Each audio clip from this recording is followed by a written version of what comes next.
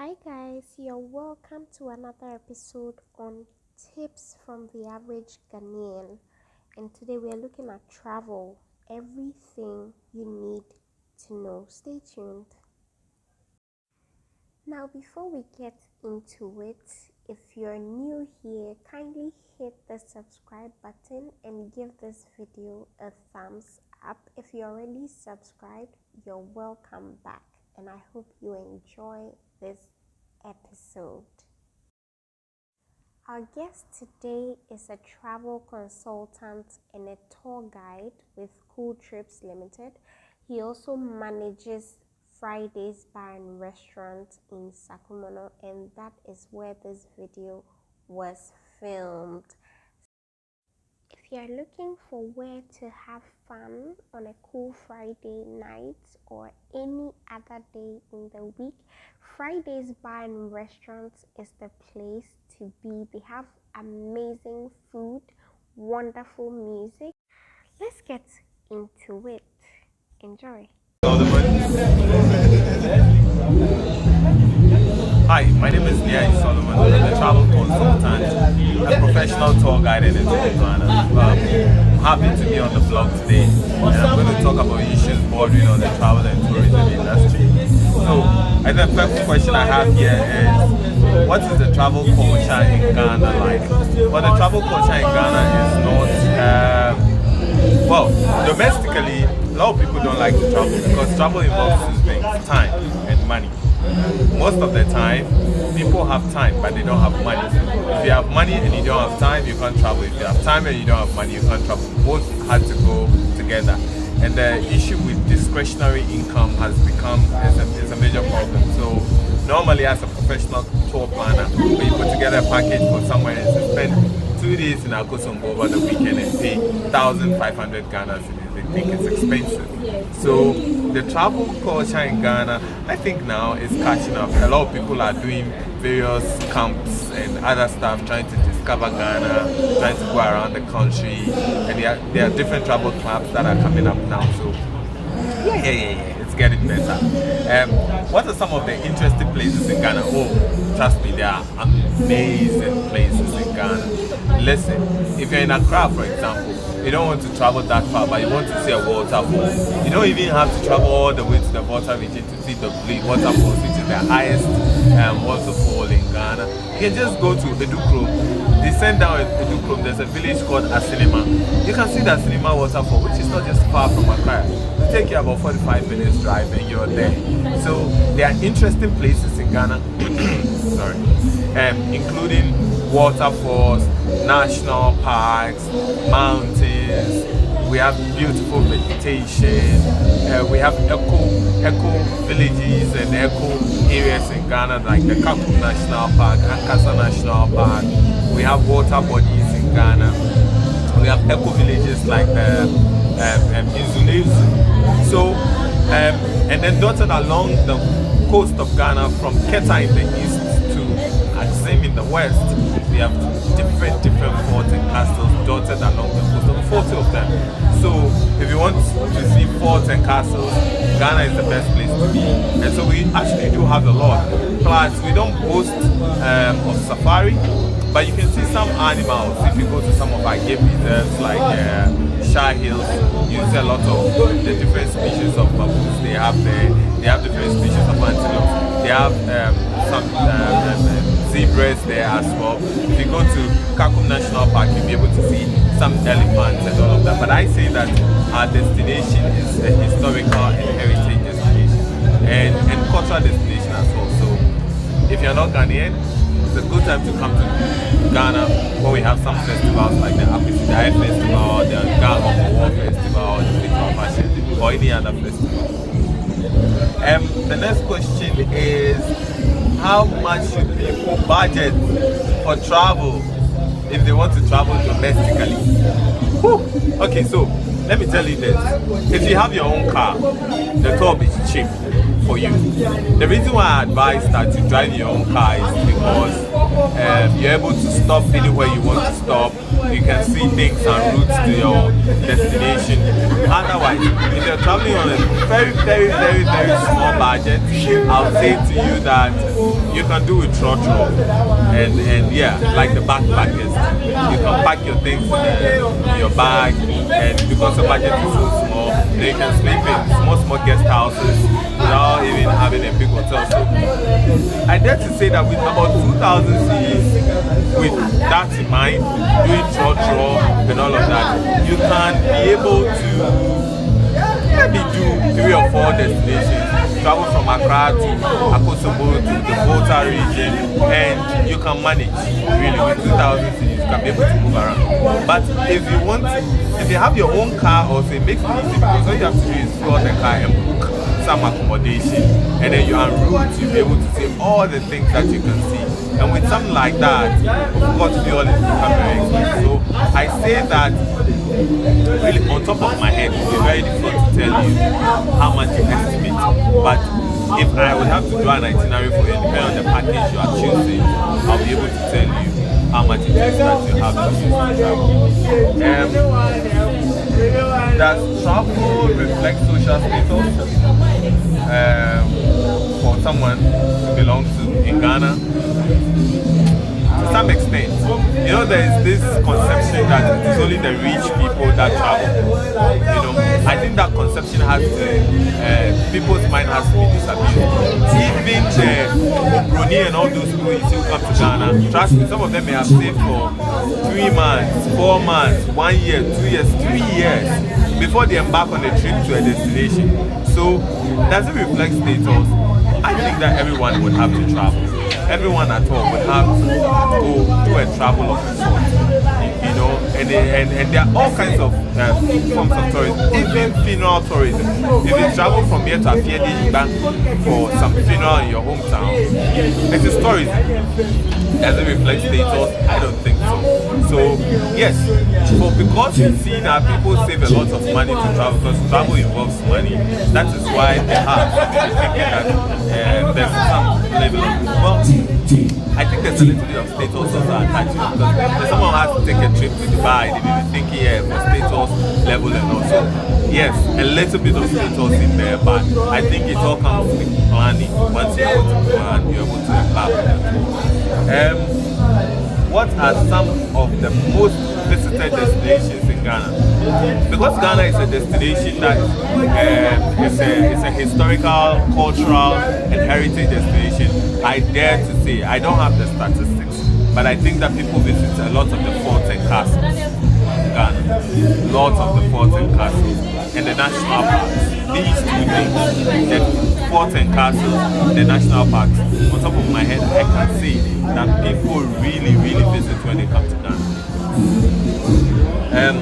What do you think about package travel or package tours? I think package tours are awesome, because then you have a planned itinerary, your travel is scheduled for you, and so you know what to do at every point in time. So day 1 you are doing this, day 2 you are doing this, you are eating in this restaurant, everything is well scheduled for you. So I like package travels, but if I'm supposed to guide you with a package itinerary, we would also have to give allowance for people to decide on a few things and routes, because on your itinerary you may have like drive from here to Cape Coast, but you may get to Winneba Junction Winneba Junction, something may catch your attention, or you may get to Anumabo and you may want to see a Posifine shrine, for example, which may not be on the itinerary. You have that level of flexibility to be able to do it. So yes, package tours are always best.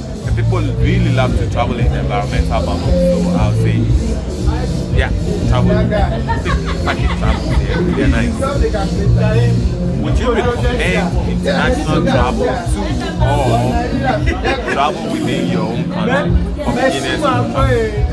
Trust me, I love to promote domestic tourism, I love to promote inbound tourism. So if you ask me, I'd rather prefer people to travel from their country to Ghana to see our destination and see what we have. That way we'll be able to make money. Because when the person comes into the country, we are able to see The taxi driver gets some money, the hotels, the restaurants, the tour guide, like the whole money stays here. But if we promote international tourism where we take people out of this country to other destinations, they get to make the money because you get to feed the economy. So I would rather encourage people to rather discover Ghana, to know Ghana. If I live in Accra, if I travel to, let's say, Tafi Atome, whilst I'm in Tafi, I'll buy some bananas, people get to get some money, and all of this. The local economy enjoys, rather than taking people out of here to other countries. Yeah. But once you finish exploring Ghana, why not? The world is big, it's a global village, so you should be able to see other destinations and see what they are doing. Tell us about tour guides, their services, their rates. Okay, so this is an aspect I love to very much because I am a professional tour guide myself. Tour guides are amazing, and so tour guides are people who take tourists on tours. They show people around, they tell them about the destination and what the destination is offering and all of that. So tour guides, when you travel alone, you will enjoy it, trust me. But if you go with a tour guide, they can tell you stories about things you see around, names of villages and towns. Like, they are really the kind of people you should travel with. And normally a tour guide will charge you between $50 to $80 if it's a group for an Accra City tour. If it's a group. And then they can charge you from about $100 to $150 for an overnight trip where they get to sleep. That means you have to take care of their own accommodation and feeding. So basically these are the charges. But if it's an individual that the person is taking on the tour, the charges also differ. Basically these are information about tour guides, what their charges are. And then if you're doing cross-country destinations like you're doing Ghana, Togo, Benin, Burkina Faso, and the rest, the rate also is different. Yeah. Okay, so what was your best trip? Hey, that's a very difficult question. What is my best trip? I've had several trips, domestic or international. Domestic trip, I can't tell. It's difficult. It's difficult to tell what my best trip is because I've had amazing trips. Okay, I remember one. I had a trip with a group from Canada, Jamaica, and the United States. We did a 7-day trip. Did Accra, Cape Coast, it was fantastic. Like, these guys were amazing. From when I picked them from the airport to when I checked them into their hotels to when we began the tour, it was fantastic. In fact, they are one of the best groups I've ever guided because I got like a very big tip. Yeah, loved it. I got like a very fat tip. I mean, right when I met them at the airport, they asked me, how much do you charge for tips? I'm like, nah, we don't charge for tips. I just have to do my best. I said, okay, if you handle us well, you will get a kind of tip you've never gotten in your life. And I was blown away when I received my envelope after the tour. It was fantastic, yeah. So maybe that's my worst. Oh my God, my worst trip. Worst? Have I ever had a worst trip? Maybe I didn't, but I've had groups that, yes, actually, so I went with a tour operator who booked a particular hotel for the tourists, and they didn't like, I don't want to mention the name of the hotel, and the hotel was in Elmina. They didn't like it, and they got so upset. The next morning, they said they would sleep in the hotel again. And as a professional tour guide, like, they were lambasting me. I had nothing to do with it because I didn't put together their package and everything. I need to call the tour operator, and in fact, they decided not to even eat breakfast in that particular hotel. We have to go to another hotel for them to eat breakfast that morning. It was like the tour was falling apart. But if you pick a professional tour guide like myself, Nii Ayi Solomon, trust me, I would solve all your problems for you. I was able to speak to the tour operator. We got them a new hotel, changed their hotel. By the time they had finished with their lunch, had come to the hotel, packed all their luggage, sent it to the next hotel, and we had an amazing time. For me, I won't call it the worst, but it was one of the challenging tours I've had, and those were international groups. And of course, my role as a professional tour guide is to be able to market Ghana globally, wherever we go. the challenges people experience during local tours? I think our roads are bad. If you have to visit some tourist attractions in northern Volta, for example, you are going towards Nkwanta, you are going to see the Chabobo National Park. Bad road. If you are going to certain destinations in Ghana, it's a no-go area because it's really not motivating. And so for me, I think those are some of the challenges, and there's also a challenge with transport. Transportation cost is really high because the car rental companies, they actually do charge a lot, you know. And so I think domestically, on top of my head, there are a lot of them, but I think I'll go with this. What do you think about solo travel for first timers? Solo travel is amazing. It's amazing, but it can be boring. It's amazing, but it can be boring. Some people like to travel alone. They like to discover places alone. They like to see destinations alone and all of that. So solo traveling is amazing. If you're the type who doesn't want to travel in the environmental bubble, it's good to travel solo to discover these places all by yourself. And you see quite a number of people doing that. They just go alone and they have their own itinerary with their own maps and they hit the road. There are such good solo travelers, and some of them can be known as the wanderlusters or the drifters. So these people like to discover new destinations alone. But what do I think about group travel? Fantastic. I mean, what's a trip about when you are there alone?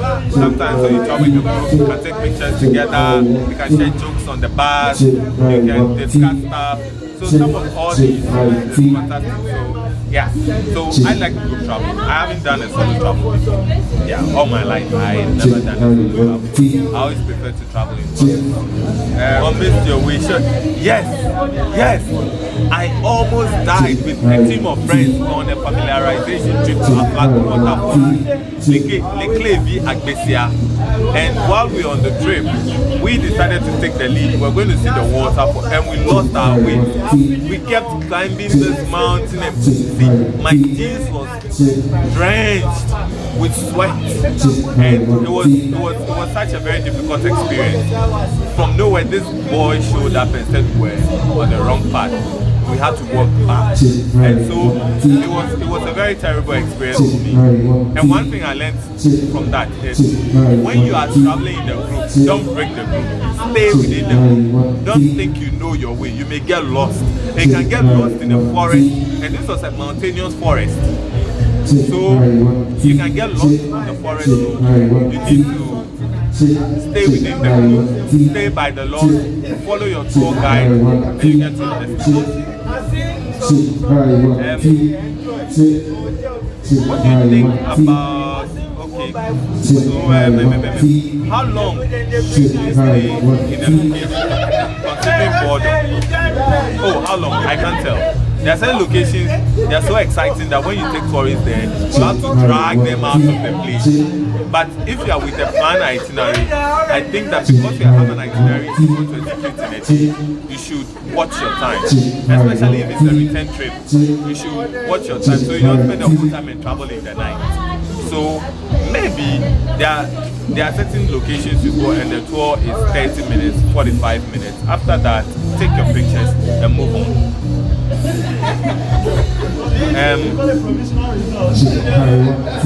What travel essentials are a man to carry?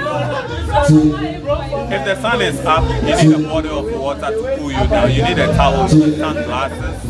You know, these are like a must. Depends on the type of tour you're doing. You must check your footwear as well. So if you're doing like a tour that is strenuous, like you're going to climb a mountain and the rest, I would always prefer that you wear nice sneakers. Don't wear flat shoes. They may get spoiled. Wear nice sneakers, carry a towel, wear some sunglasses.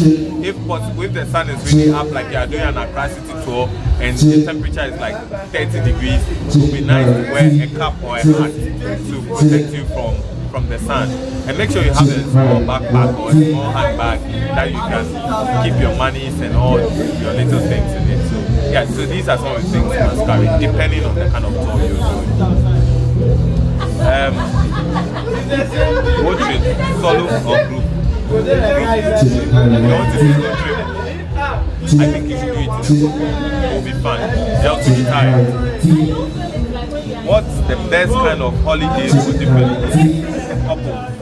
Newly wedded couples, family friends. The best package. It depends on the interest of the group and what you're looking for. If they're looking for fun, then the itinerary should be geared towards that. If they're looking for eco sites to visit, the itinerary should also.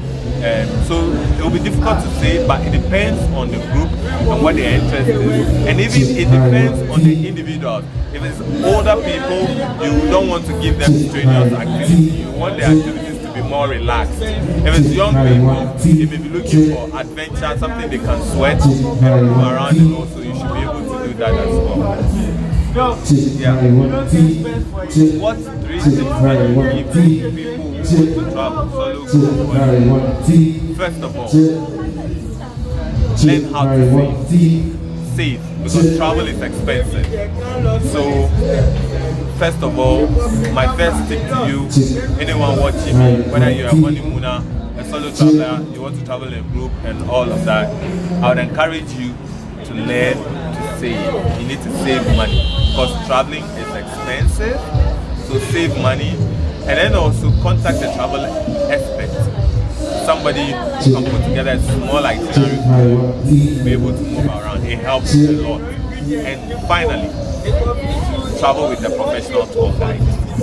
They will make the tour worthwhile.